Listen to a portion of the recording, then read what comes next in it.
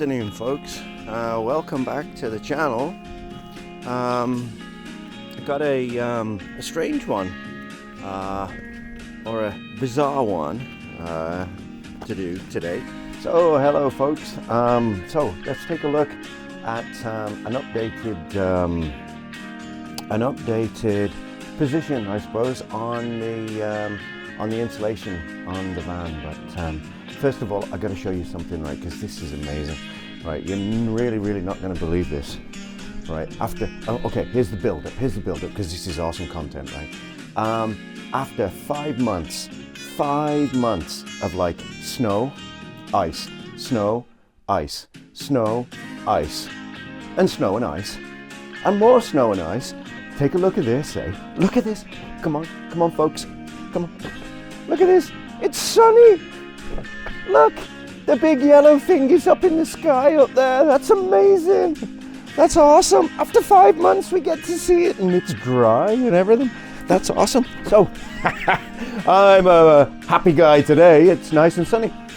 All right, so let's take a look. Now, what you can see, Sharon has put the closed cell insulation against the metal surfaces, and then we've used Rockwool Safe and Sound insulation, which is a natural product. It's made of stone and ground up stone and some other eco stuff. So yeah, filled all the holes here. We got a couple of holes here, down there, and a big open section down here that we got to fill up. So that'll be kind of pushing stuff in there and try and get that kind of insulated and packed together. So yeah, it's and the ceiling's done as well. So everything that has got a metal surface has been pretty much covered with this stuff. Now, you know, is it over the top? I don't know, but like when you go online and you see everybody else's camper van conversions and all the comments come on, there's so many misleading comments on there. So we thought we'd do it anyway, you know, because if you do make a mess, then you got to rip it all out again, and I really don't want to do that. And here in Ontario, our summers are really hot and our winters are really cold. So you're best off doing it in the first place, you know, and getting it right. But yeah, so insulation done for the most part. We'll get to put in the plywood against the walls and stuff like that soon. But today we are going to install a rooftop AC system. So come and join us for that. I think I'm going to have it about here at the back because location, I've seen quite a few different ones. They've been right at the back, or they've been in the middle, or they've been up at the front. Well, because we're not having a bulkhead, I think having an AC system at the back, because when you're driving, you're going to have the AC coming from the front. And then when you park up, you're going to have the AC at the back. So I don't know, that was my kind of idea for it. You'll have to tell me if I'm wrong. So okay, let's get on to doing this AC system then, eh? Come and join us on that one. Okay, for those of you wondering what Rockwool is, if you're not in North America, this is it might be available everywhere else, but this is Rockwool Safe and Sound. And it comes in bricks, 2x4s, bats, 12 of them, coverage 57 square feet. So we got 3 bags. We probably have a little too much, but hey. Today is install the rooftop AC. We went with this Gidrock system. The only reason we went with it is because it was cheap on Marketplace. But apparently, it comes with a 2-year warranty, and so hopefully it should be a pretty good install. So we're going to unpack it now, and we're going to have a look, see what's in it. Now I bought it off some sketchy dude down in the city, so I don't know, hopefully it's going to work. All right, look at this, and the sun's out. So this is what you get. Yeah, so this is a rooftop AC unit, runs off 12 volt.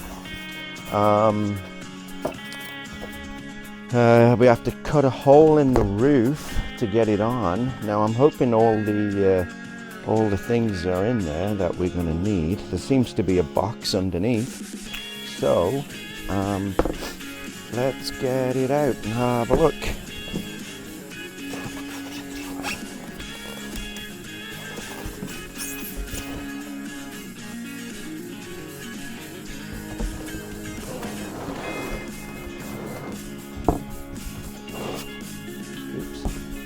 Turn this around here. Share half the box. Let's cut one of these flaps off, right? Because it's going to get in the way.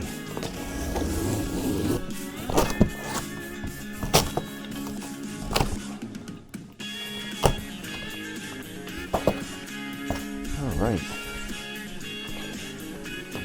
So they say it's 50 pounds. It doesn't feel like 50 pounds.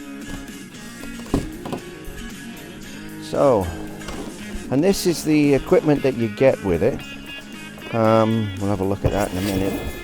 This is, make sure, if you're going to buy one, make sure you get this kit with it, because like this, to buy this stuff, it's almost as expensive as the AC unit. And we got a box. I would say this has got the frame in there. So here we go, frame instructions, we got mounting blocks, and we have a cover. So I presume that goes on top of the roof, because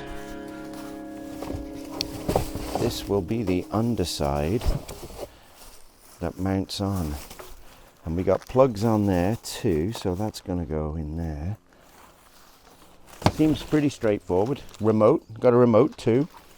And this should be a box of nuts and bolts, because we have to, yep, nuts and bolts, clamps and seals, screws and whatever. Yeah, so hopefully it should be straightforward enough. All right, so that gasket goes on top of the roof, and this one will go inside the van, and then your bolts should come through these corners here. Okay, let's get to it then. All right, so step one, we got to drill a hole in the roof. I'm not looking forward to this, but anyway, here goes. Now with this Transit, what you'll find is uncannily enough, in this, between these two ribs at the back here, it's exactly 14 inches between the ribs and the flange that goes over, and the rib that goes that way. So well done, Ford. You kind of like did something right, and we're going to now drill a hole. Here we go. Are we ready? This is the scary.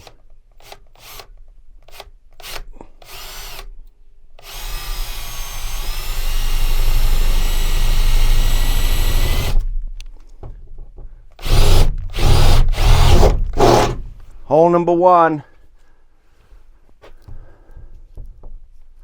Should have gone with a smaller drill bit first, I think, and then big one after.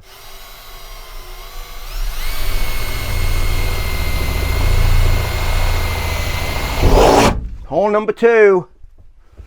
Oh dear, someone's gonna get wet. Oh, come on, Dave. There we go.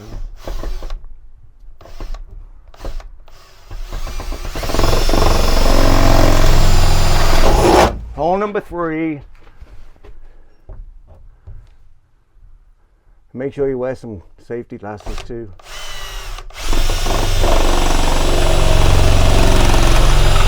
Okay, we're all holed out now. All right, stage one. Modified Transit, 4 holes in the roof, good to go. Whistle holes, we'll leave them there, and see how long it gets wet. Okay, so the next stage is going out on the roof and cutting it with a good old grinder. So come and join me on the roof. Well, so this part of the installation of the rooftop AC sees us with the angle grinder. And yeah, I have to say, it's always a daunting task where you're cutting a big hole in your roof. And what I did there was I lined up the outside of all those holes that we drilled from the inside. I marked those with a pencil, and I'm now using the angle grinder to cut out the actual hole in the roof. Now, yeah, you can use some tape on this as well, and I didn't. I use an angle grinder every day, so my cuts are usually pretty good, if I say so myself. But yeah, what I would suggest is putting some tape all the way around so you don't scratch. You don't scratch the surface of the paint and then rust gets in and so on. But okay.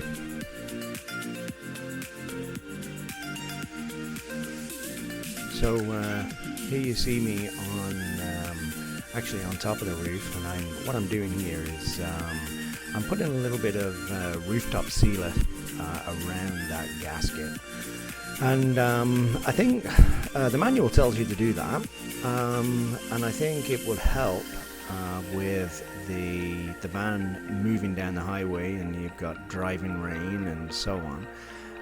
So I've got some metal rooftop sealer here, which is supposed to be pretty good. So yeah, let's recommend that you do this, and I think it also holds that gasket in place too, so when that sealer dries, then we should be good. So yeah.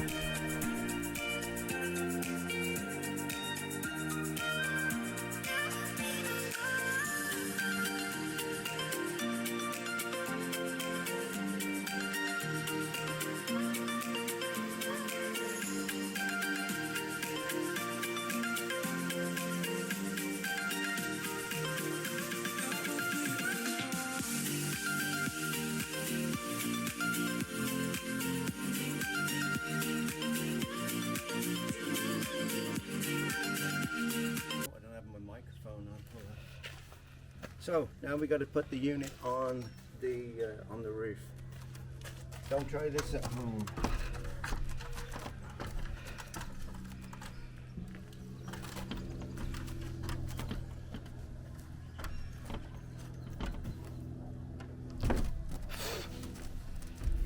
So I put a piece of wood, a piece of 1/4-inch ply up here just to rest it on so I don't scratch the roof. And I can slide it around on there. So.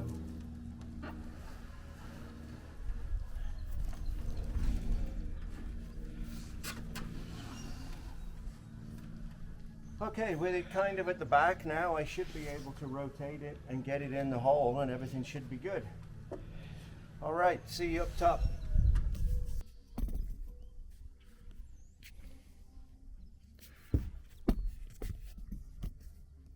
Okay, so they give you these little bumpers. So what I just did was I got down and I aligned it inside, because there's bolts. There's 4 bolts on there, and the bracket goes from the inside and they come up through the bottom, and then everything should compress together. But they give you these little bumpers just to spread around the outside, so it gives it that little bit of support while it's on the roof. So you got to position them around, and hopefully with a bit of luck, when it comes down onto them, it should be good, I would think. So we will peel and stick, peel and stick. So I'm going to stick one right in the middle here. Now, how far can I go in?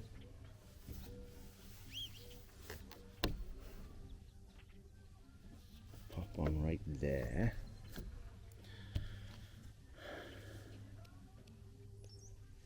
So that's good. Now the back, I think the back actually has more overhang of the hole than the front does. I'm not sure whether they're all like that or not, but this one, there's a lot more on the back than the front, and this one doesn't want to unstick. This is that sticky stuff. I'll go around later and I'll put a little bit of sealer on these just to give them a little bit more. Last thing you want is them blowing off when you're going down the highway,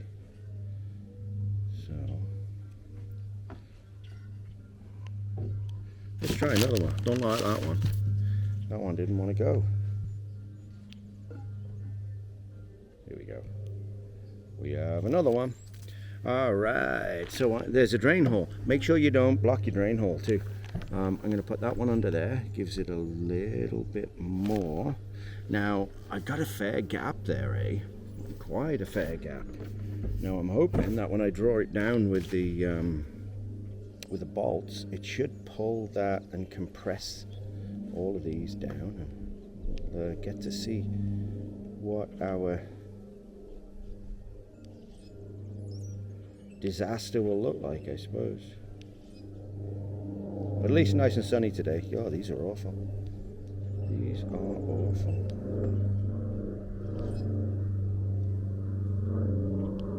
Oh, look at it. Absolutely bloody terrible. Yeah, half of this video is watching a guy trying to pull the tape off. Now I'm going to put one at the back here. That one's going to go on there.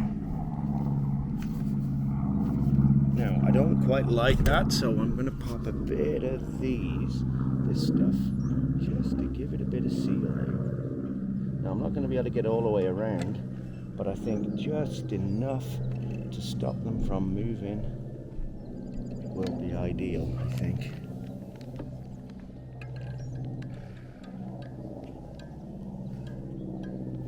They are spongy after all. Alright, let's get on and do the other side now. Oh, let's put you over there, and you can follow me over here. Now, it would probably be much easier if I did this on the other side, I think. Look at that, that one came off really easy. Well, here we go. Let's see what we can do.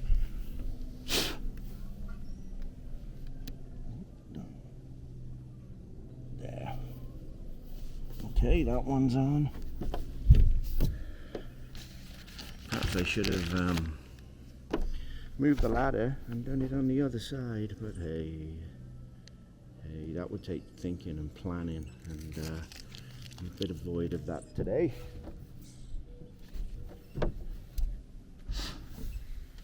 Right, let's pop this one under.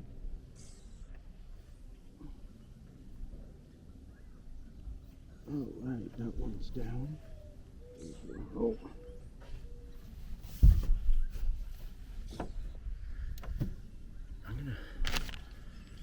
I think what I'm going to do is I have more of these.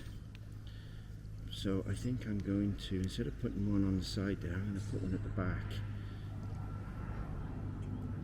Just to give it a little bit more stability at the back there, because I just put my hand on it and it was kind of a lot of room back there.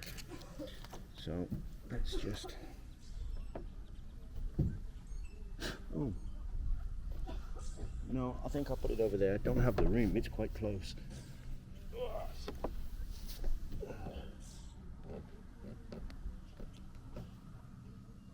Okay.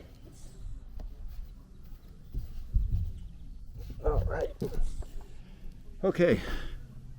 Bumpers are on. Sealed this side. Got to seal that side. Now we got to clamp it down on the inside. So let's go on in there and have a look. Okay, so above me here we have the unit itself. Screw holes.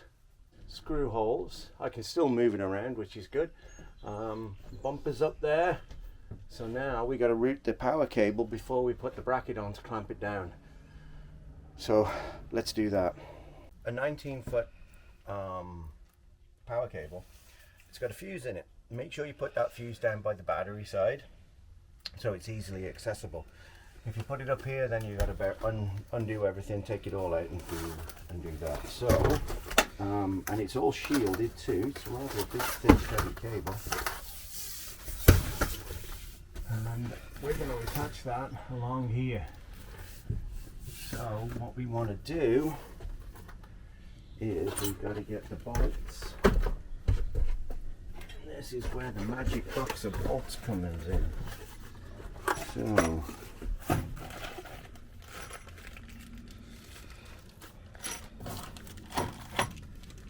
So they give you two of these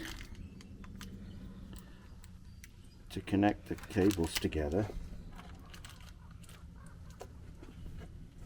However, they don't give you any plastic, so you've got to tape these up. So get your two ends, red to red. Make sure you get them red to red and black to black, or else you're going to be in trouble.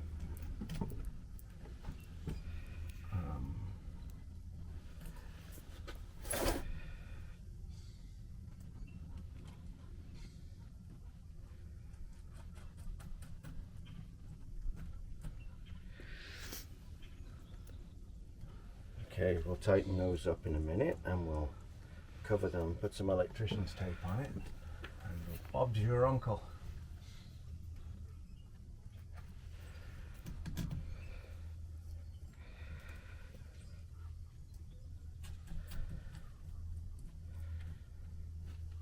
So basically what we want to do, we want that all connected, and then we have to put our plate on.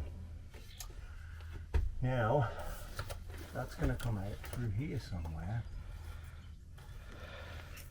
Oh. Take two. Well, kind of make sure you route the cable through the bracket before you continue videoing, eh? Yeah, we'll speed this section up again.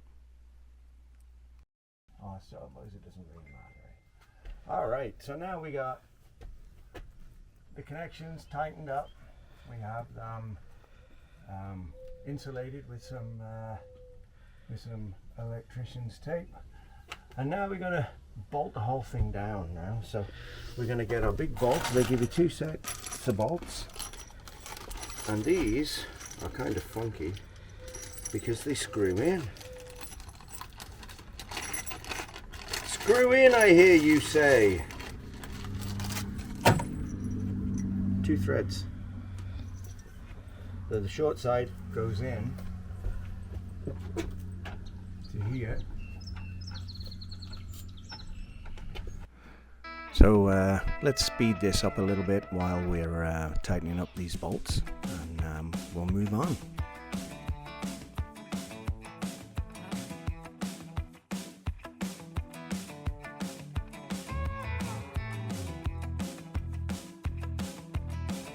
One of those, a lock washer, and one of them, and we will see if we can get this on.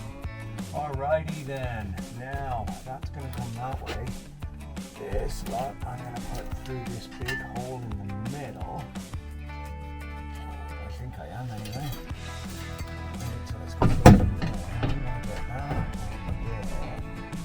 That one on there.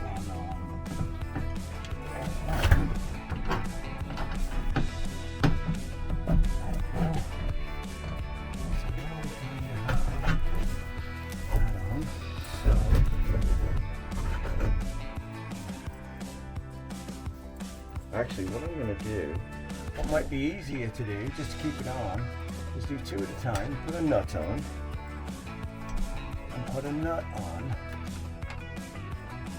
That'll stop it coming off. Get a couple more, and then we can work at the other side without any hassle. So put your flat washer on first, then your spring washer, and then life should be good. So they say. I'm not worried about burying the cable just yet. I just want to get this on, and then we can play around with that after.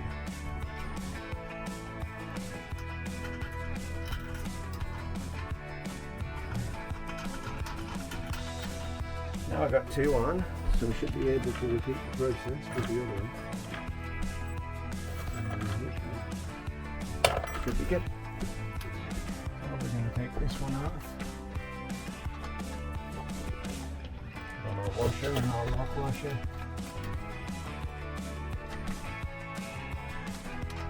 Now if I were you, I'd fast forward through this lot. Once you get the wand, it's easy. You don't need no need to listen to me. Going on. Alright, alright, alright, alright. And that should go on there.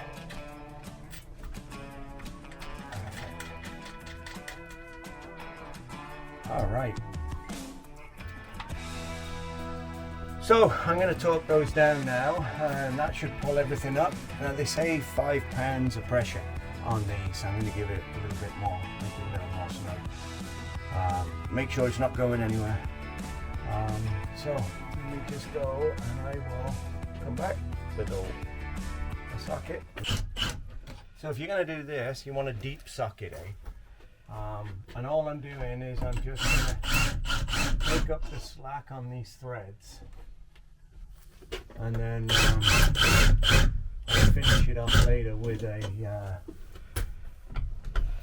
torque wrench.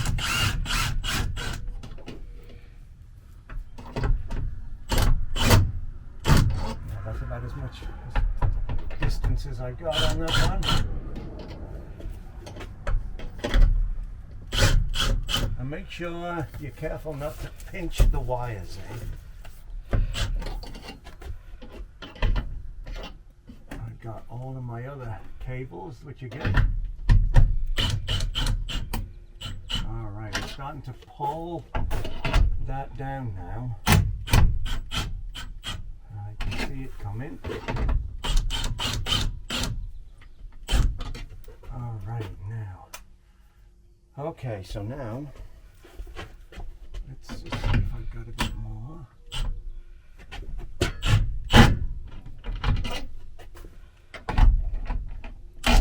Now I'm going to make life a little easier. I'm going to trim these down now. I don't think we need them all that long, so. Ow.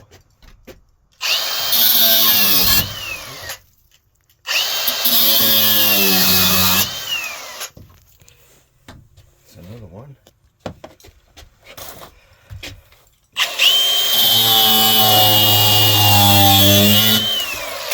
Ooh, I'll let it go down. Down you. It'll be hot.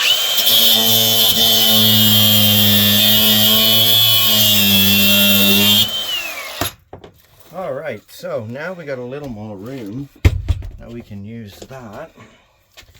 We're still not up to the top yet, so.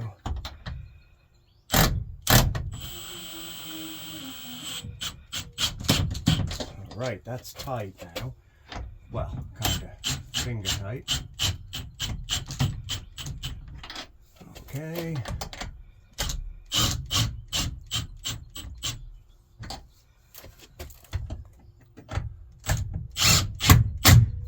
So it looks as though you want to get this plate kind of flush with the top, but try not to pinch your cables here. I got to leave a bit of room over there, not to pinch them. So I'm going to. All right, that one's. That one. Okay, so now what I'm going to do.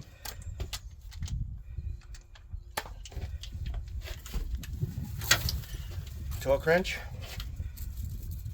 and it says 5, but I'm probably gonna go do 10.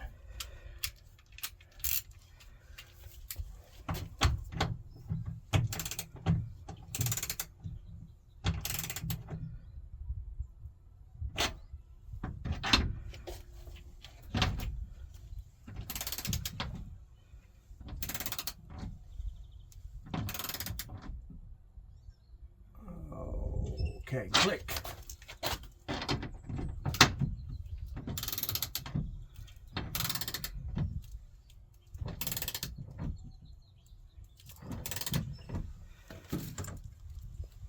And that's the click. Now you gotta be careful with this one. I don't want to go too much with this one because that one has the cable through it. As you notice, I didn't nip that one off.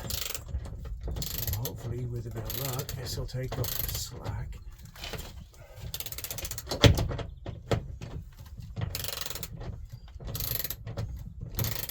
Alright.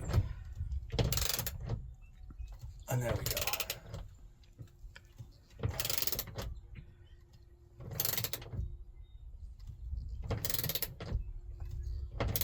while it's still pulling that sponge down.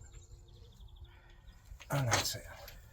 All right, so there is, and it's pretty solid now. All right, that's the big job done. Now we're going to cut these right back down again because the cover goes on and the internals, so we're going to grind them off. Now be careful, we got these things here. I don't want to cut these yet because I may have to drop it down and bring it down, because the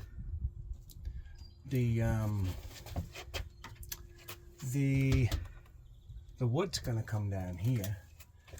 So I think I'm not going to take these off anymore until I figure out where our ceiling's going to go. But most of it's in. I'm going to connect it up now and see if it actually works. So stay with me for that. Let's hope it works. You never know with a marketplace go. All right.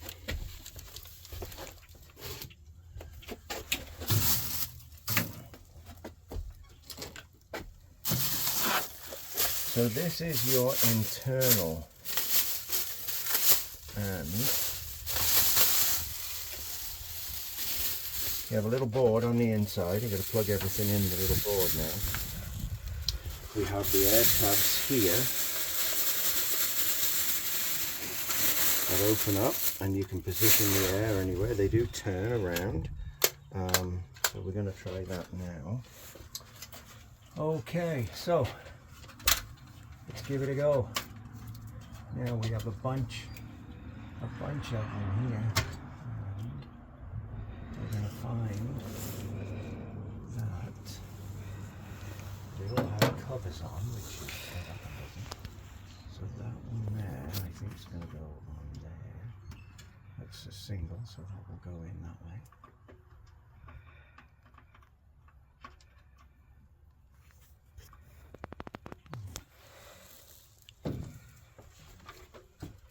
That one's on. And we have two others. We have that one goes on there.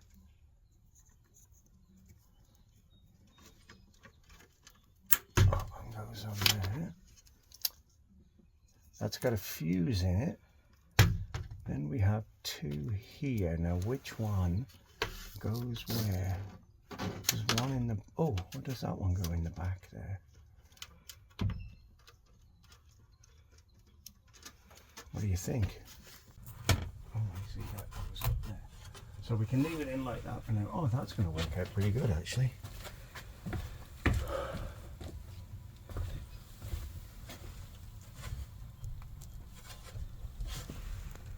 Yeah, that'll work out good. Position that. And then I can run my wood in there, and that'll be fine. I can put it to the wood. Yeah. So this kind of worked out pretty good. Because the bracket's way up there, and we have 4 screw holes here that are supposed to go into the bracket, but because we got these ribs, the strengthening ribs there, I was a little concerned about putting my wood in, you know, and having been able to do that. But I think if I extend my roof into this, put a little frame around there, and then I can screw right into that, and we'll be good. All right, so let's connect her up and see what happens then,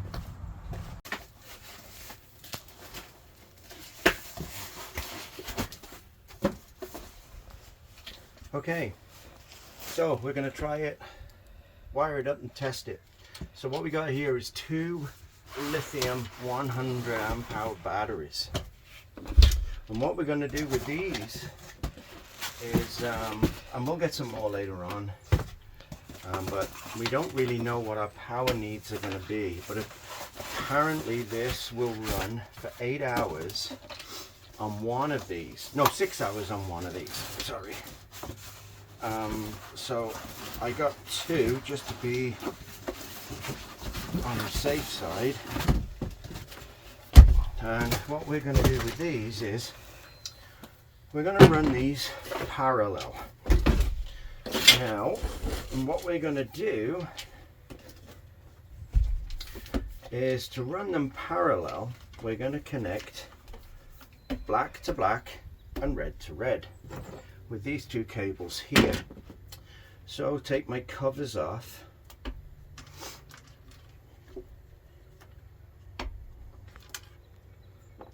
Now I always connect the live first and then the ground. So what we'll do is I'm going to put my live cable on here. Alright, and then I'm going to put my live cable on there. So that are the two lives together. And then I'm going to do the same with these. All right. Okay, so I'm going to put that one on there.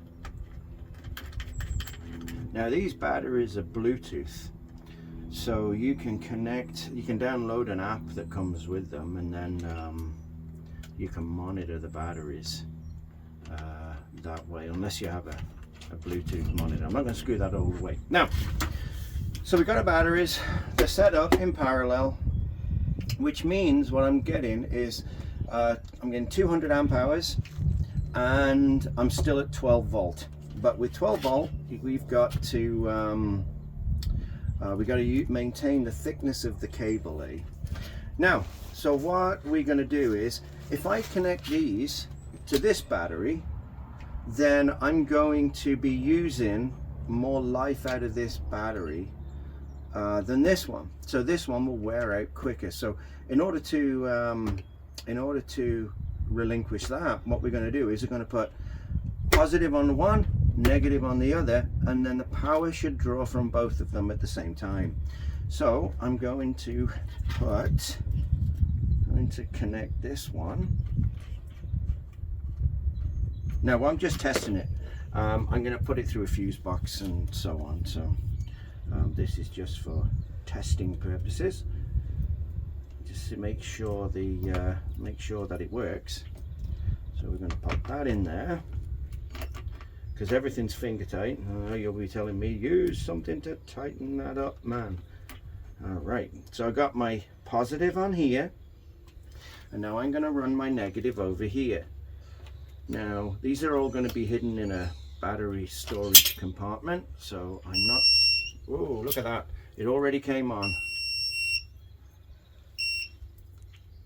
All right, now I haven't charged these batteries, and when you do charge them, make sure you get a lithium charger, because if you don't get a lithium charger, you'll screw the batteries up with a regular AGM charger. Okay,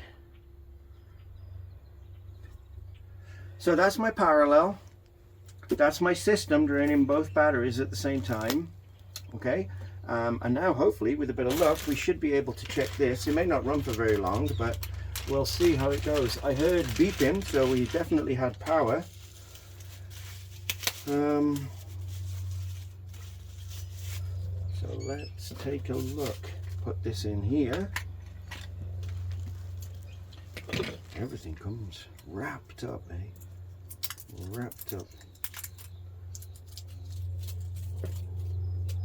Put the batteries in. Make sure you get them the right way around, or else they and then I would change these batteries too. I'd get some good ones, because they don't, my opinion, they don't last very long.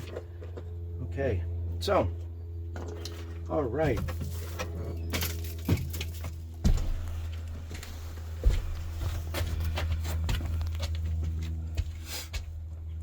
so we do on off. Okay, it says it's 78 degrees in here now, so let's drop that temp.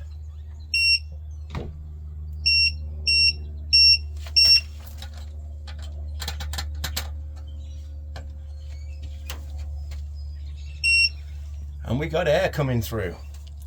Job's good. We have a light too.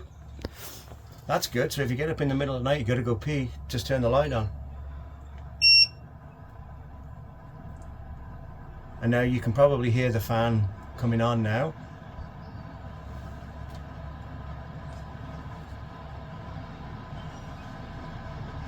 Wow, that's pretty good. And it's quite quiet too.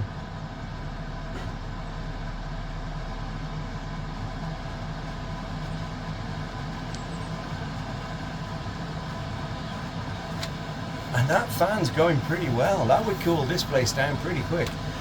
When it gets warmer, we'll do a test, see how cool it gets in here. Not a bad job off Marketplace, eh? So these retail, this particular unit, the Gridox, retails at about $2,500, but we got this on off Marketplace for $700, so I think we had a pretty good deal. It was taking a chance, and the chance worked out. Great, thanks for tuning in, and remember, that thumb, put it up, get that clicky thing, click on that thumb thing, and yes, it helps.